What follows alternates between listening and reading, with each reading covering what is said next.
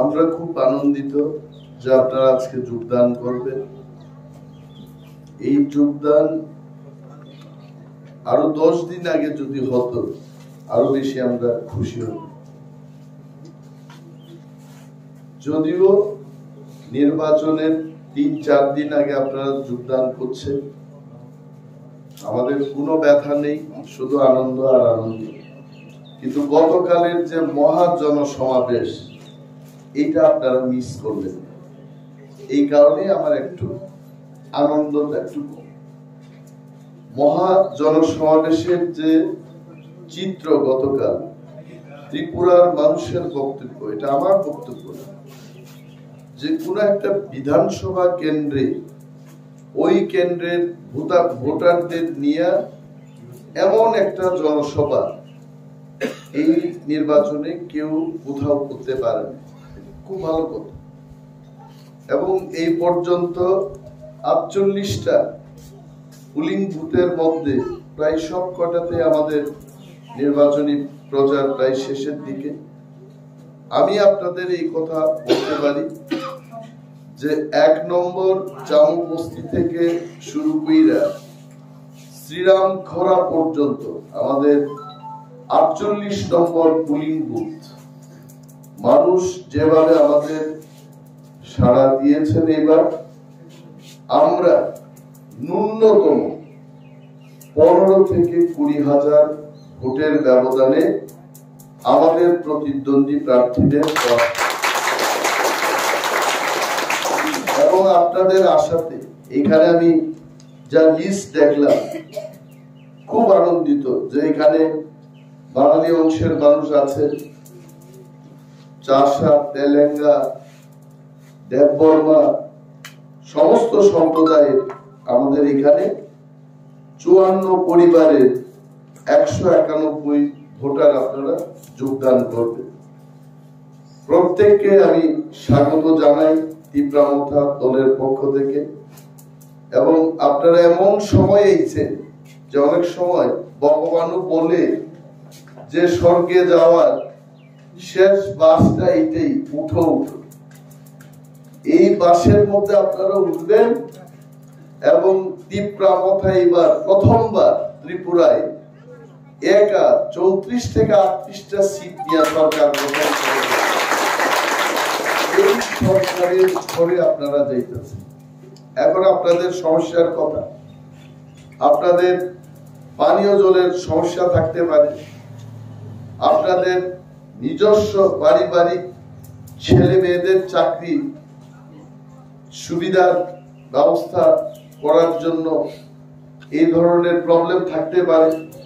সমস্ত প্রবলেম যেটা রাজনৈতিকভাবে ক্ষমতার বলে সরকারের বলে বলিয়ান হয়ে যদি করতে পারি, এই কাজগুলো কিন্তু আমি করব। এখন সরকার যেটা পারবে না, কোন ব্যক্তি বিশেষ যেটা পারবে না, কিছু কিছু সমস্যা থাকে, এটা আপনারা বা আমি নিজেই আমাদের করতে হবে। এখন স্বামী স্ত্রীর ঝগড়ার ব্যাপার, এটা কিন্তু নেতা বাবু, এমএলএ বাবু এটা ঠিক করার বিষয়। এইগুলো ব্যক্তি সমস্যা, এগুলো আপনারা করবেন। কিন্তু সরকার যেটা পারে, আপনার বাড়ির উঠানের সামনে একটা টিউব কল বসানোর ব্যাপার, এটা সরকার করে। আপনার বেকার ছেলের একটা চাকরির ব্যবস্থা করা, শূন্য পদ যদি থাকে, সরকার এটা করতে পারে। কিন্তু এখন কেউ নতুন বউ আনবো, এটা কিন্তু নেতা বা সরকার এটা করতে পারে না, এটা আমাদের জানা থাকে। কারণ মানুষের বুদ্ধির অভাব নাই। পরে দিয়ে আমারে কইবেন, কয় আপনি তো কচুবাড়ির মার্কেট শেডে দাঁড়ায় কইছিলেন যে আমাদের সব প্রবলেমই সলভ করবেন। এটা কিন্তু সবটাই পারবো না। ভারতবর্ষের সংবিধানের ভিতরে থাইকা যেটা সম্ভব। এখন যদি কেউ আমারে কয়, আমার এমএলএ হোক, মন্ত্রী অফিসে গিয়া যদি কেউ কয় আমার আধা বোতল মদ লাগবে, এটা তো আমি পারতাম, এটা আমি পারতাম। সংবিধানের ভিতরে থাইকা যেটা সম্ভব, এটা আমি করব। তো এলাকা করঙ্গি ছড়া, এই এলাকা আমার কাছে খুব পরিচিতি এলাকা। এই এলাকার অনেক মানুষের সাথে আমার আগেও, এখন না, শুভেচ্ছা বিনিময় হইত। ভালোই হয়েছে আপনারা সবাই আইছেন। এবং একটা কথা আপনাদের বলি, এখনো 2 দিন টাইম আছে। আজকে যারা যোগদান করছেন আমাদের প্রিয় বন্ধুরা, আপনারা যারা তীব্রামথায় আইছেন, আজকে থেকে কালকে পর্যন্ত এই 2টা দিন জান প্রাণ দিয়ে, হিন্দিতে একটা কথা থাকে, মৌকা হাত সে ছুটনে মত দো। এই মৌকা মানে এই একটা সুযোগ, এইটারে ব্যবহার করবে। আরো 2 দিনে যদি আমরা পরিশ্রম করি, আরো 50টা ভোট আমরা বাড়াইতে পারব। কারণ বিজেপির বিরুদ্ধে কথা কওয়ার অনেকগুলো কথা থাকে। রেগার শ্রমিকের মজুরি বৃদ্ধি করার কথা করছে না, এটারই কইবেন। তাদের কথা, বোমটা তো তারা আমাদের দিকে ফালাইছিল আগে, এই বোমটারে খালি ক্যাচ কইরা এমনি ফাটার আগে খালি এরার দিকে ফালানি, এরপর এরাই শেষ। নতুন বোমা ফালানির কোনো দরকার নেই। এরার যে বোমা তারা ফালাইছিল, মিথ্যার বোমা, এটা খালি ক্যাচ কইরা এদের দিকে আবার মারো। এই 340 টাকা মজুরি করবো কই করছে, এটা মানুষের কানে কানে গিয়ে কইবেন। তারপরে তারা আরো কইছিল কি, যারা মেয়ে ছেলে মেয়ে জন্ম হয়, মেয়েদের জন্য বলে একেবারে ফ্রিতে শিক্ষা দিব, কই দিছে এই কথাগুলো কইবেন। কালকে নরেন্দ্র মোদীজি যে হারে কথা কইতেন, আমার তো অবাক লাগলো। কইছে 5 বছরে 4.25 লক্ষ ঘর নির্মাণ কইরা মানুষের দিছে। কই দিছে? 4.25 লক্ষ ঘর দিছে এই 5 বছরে। পাইছেন কেউ এই গরঙ্গিছড়া এলাকায়? আমি 23টা ভিলেজ কমিটির মধ্যে ঘোরাঘুরি করি, মানুষের ভাঙা বাড়ি ছাড়া কিচ্ছু দেখছি না। আর মোদিজি কেউ মনে কয়ে দিছে তাই যে আপনি এটা কথা কর। আরে মিথ্যা কথা কর তো একটা সীমানা থাকে। বাঘের মুখে বয়া, বাঘের দাড়ি মুছ ফালানি ঠিক লাগে। ত্রিপুরার মাটিতে দাঁড়াইয়া ত্রিপুরার মানুষের কথা মিথ্যা কথা কইব, এটা হয় নাই। মোদিজি ত্রিপুরার কথা যদি উত্তরপ্রদেশে গিয়ে কইত, তাও একটু মান্য নিতাম যে না, অন্তত লোকটা ত্রিপুরার মাটিতে দাঁড়াইয়া ত্রিপুরার মানুষের জন্য মিথ্যা কথা উত্তরপ্রদেশে গিয়ে। উত্তরপ্রদেশের কথা বলেন না আপনি, মিথ্যা কথা আমরা কেউই খবর পাইতাম। মিথ্যা কথা কইতে কইতে এমন জায়গায় তারা গেছে, কালকে আপনার বাড়ির এখানে দাঁড়াই কইব, ये घर में हमने 1 किलो सोना भेजा था। এটা কইব যে এই বাড়িতেই আমি 1 কেজি সোনা পাঠাইছিলাম। আসলে কিচ্ছু পাঠাইছিলাম, সোনা তো দূরের কথা, 1 কেজি তুলাও পাঠাইছিলাম। এই যে মিথ্যা কথা, কালকে একের পর এক মিথ্যা কথা কইতে গেল। আগরতলা আন্তর্জাতিক বিমানবন্দর, এটা নাকি বিজেপি করছে। এটা বিজেপি করছে না, এটা সিপিএম এর সরকার যখন ছিল এখানে, ওইখানে কংগ্রেসের সরকার, মনমোহন সিং তখনকার মুখ্যমন্ত্রী মানিক বাবুর একটু স্যাংশন করে দিয়েছিল। আর মোদিজি আয়া কালকে কইতরা হামনে কিয়া। কালকে মোদিজির বক্তৃতা যারা আপনারা শুনছেন, দেখবেন বক্তৃতার মধ্যে কোনো জোশ নাই। আগে মোদিজির বক্তৃতার মধ্যে একটা তুফান টাইপের একটা স্পিড ছিল। কালকে দেখি কেমনে ইনজেকশন মাইরা না আস্তে আস্তে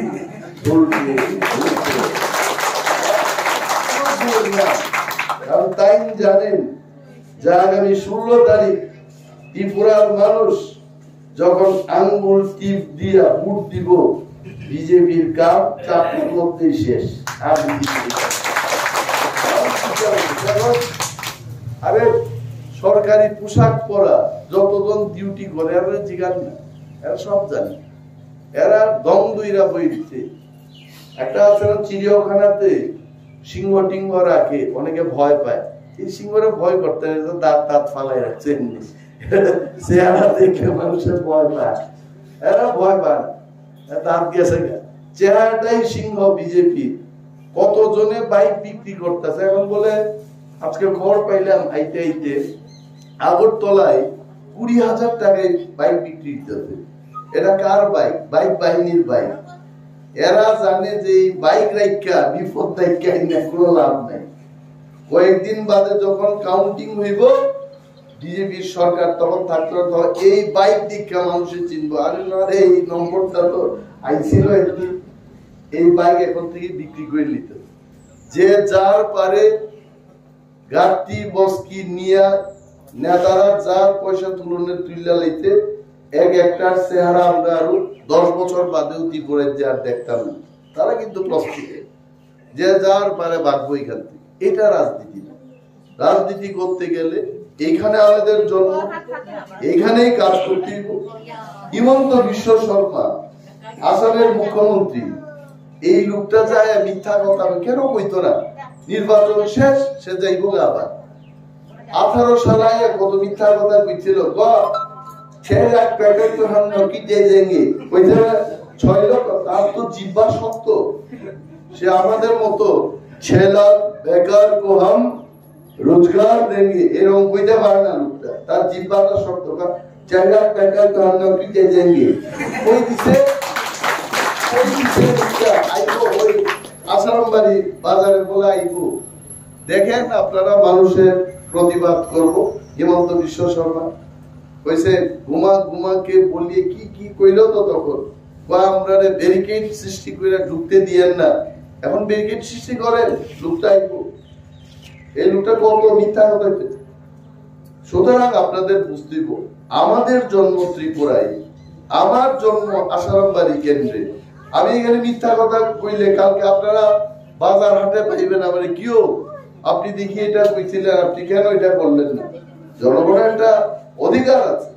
কিন্তু এই রাজনাথ সিং, অমিত শাহ, নরেন্দ্র মোদী, এটা কি এখানকার লোক নেই?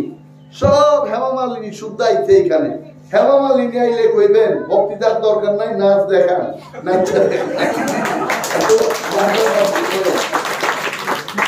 সিনেমার গান লাগাইবেন। তারপরে কেউ ধর্মেন্দ্র সাজ্জা কইবেন কি কি হেমা মালিনীর কি নাম আছিল,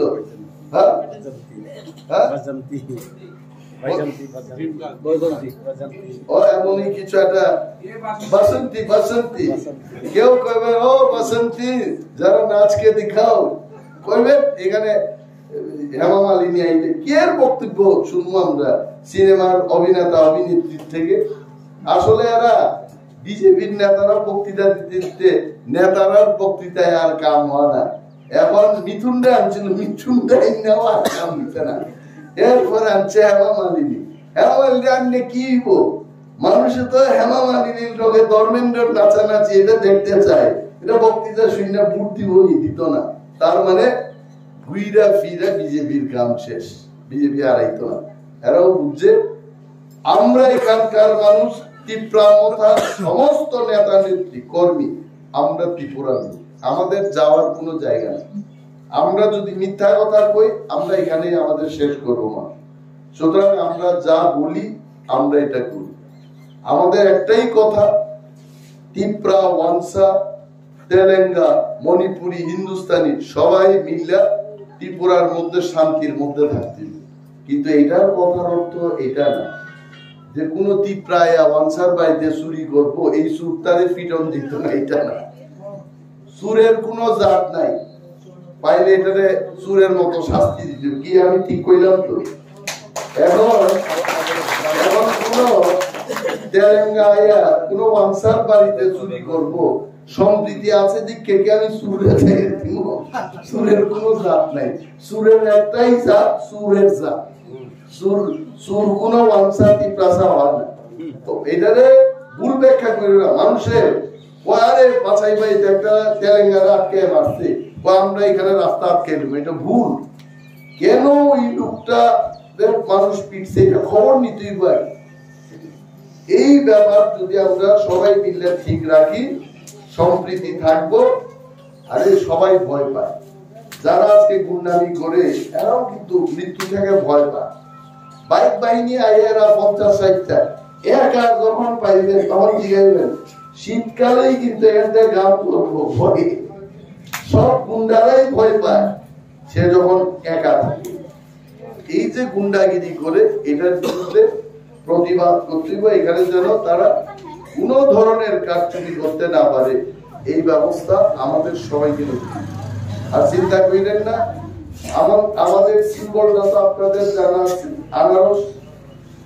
এখানে আমার বিরুদ্ধে আইপিএফটি দাঁড়াইছে, তার কথা আমার কোয়ার কোন ইচ্ছা নাই, কারণ এরা পূর্ব দিক দিয়ে আইলেও ফেল, পশ্চিম দিক দিয়ে আইলেও ফেল, উত্তর দক্ষিণ সব দিক দিয়ে ফেল।